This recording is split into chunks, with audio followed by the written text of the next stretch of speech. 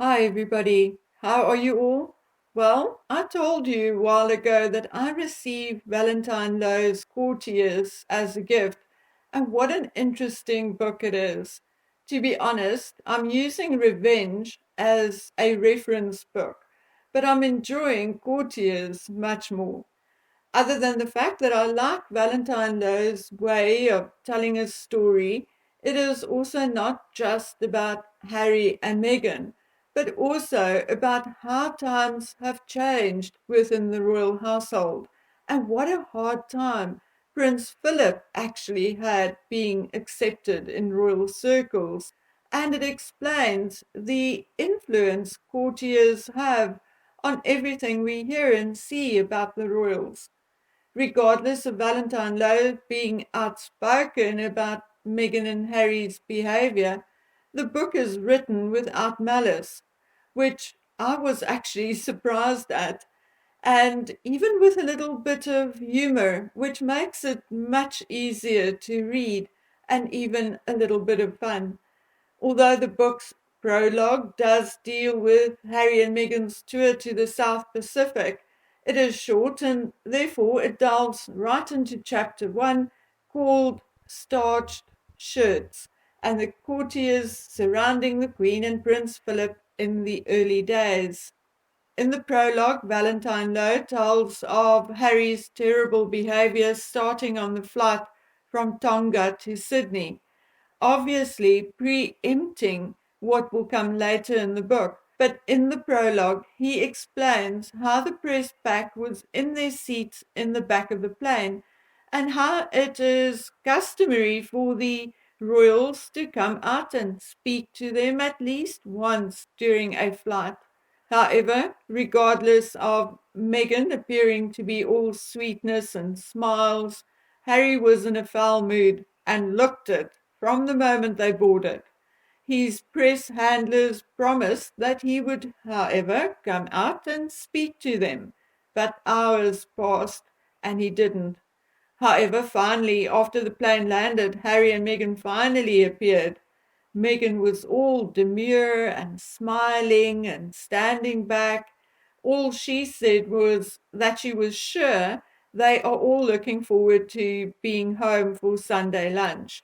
However, Harry looked and acted like a petulant teenager and said, "Thanks for coming, even though you weren't invited."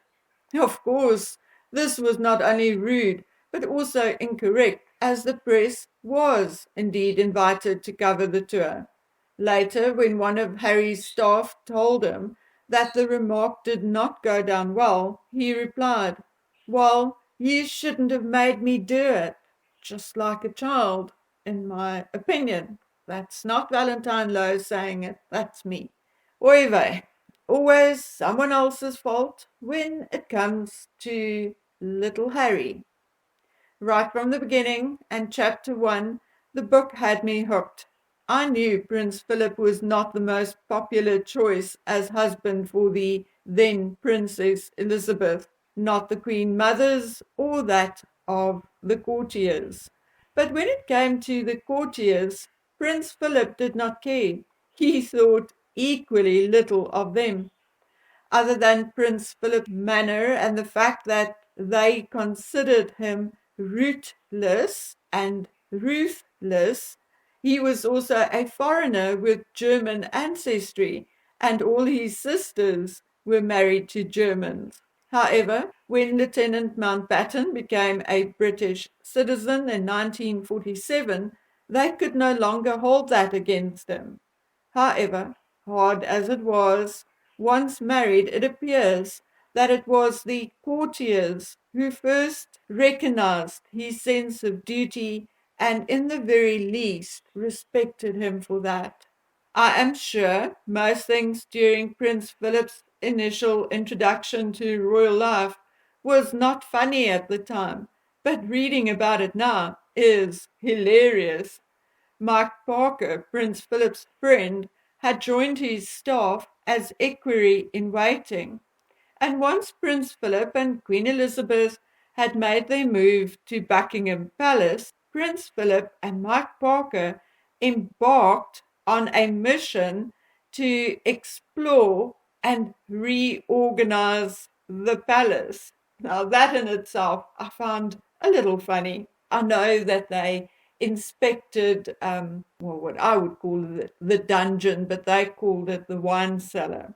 And apparently that went on 4 kilometers. Now, when they first arrived, the courtiers were a bunch of old starched shirts, and that's where the title comes from.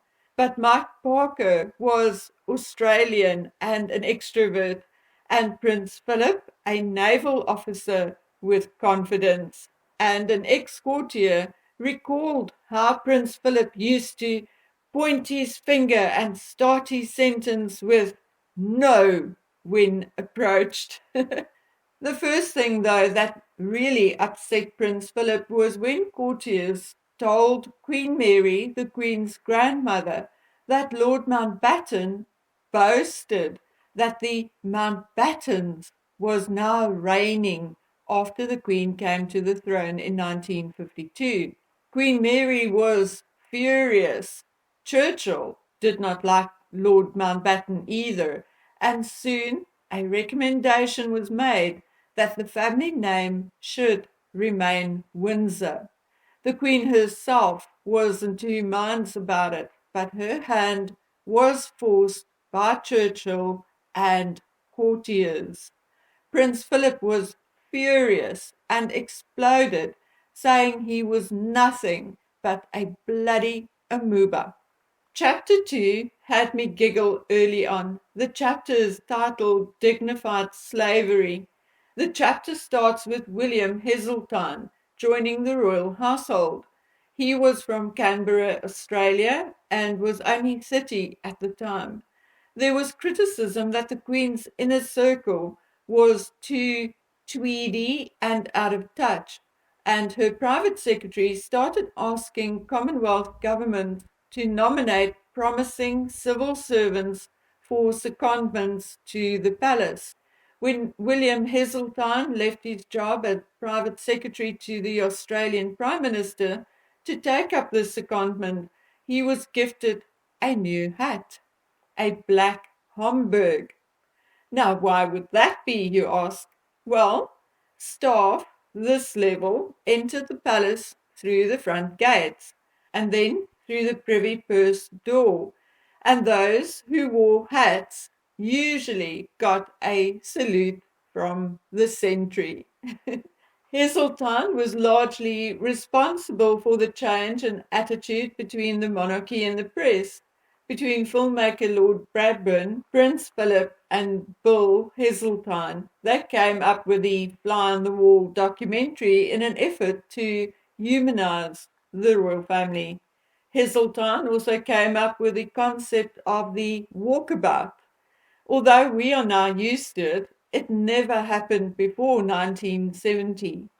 Heseltine eventually made the transition from the press office to the private office, first as assistant private secretary, then deputy, then the Queen's private secretary in 1986. Harold Lasky talked about the monarch and senior royals' private secretaries as dignified slaves. One moment a statesman, and the next a lackey. But soon Lasky was put right. Of course, these private secretaries had to be very good at their jobs, diplomatic, organized, disciplined. But the most important was that there was a good chemistry between them and the monarch, because they had to work in such close proximity for years on end, and their interactions had to be pleasant. Heseltine scored well there. He made the Queen laugh. Once, during the royal family's annual break at Balmoral, the Queen was clearing up after lunch in the log cabin, and as she wielded a broom, Heseltine joked, "Queen Elizabeth swept here." The Queen thought that was hilarious. One issue that arose in Heseltine's time was the issue of tax. Heseltine tried but failed to convince the Queen to offer to pay income tax on her private income. But finally, after 1992, the worst year for the modern royal household, the Queen did finally agree to do so. But by then, Heseltine had left. Okay, my friends, the next thing which really resonated with me, had me laughing and crying all at once, and really made me miss the Queen even more.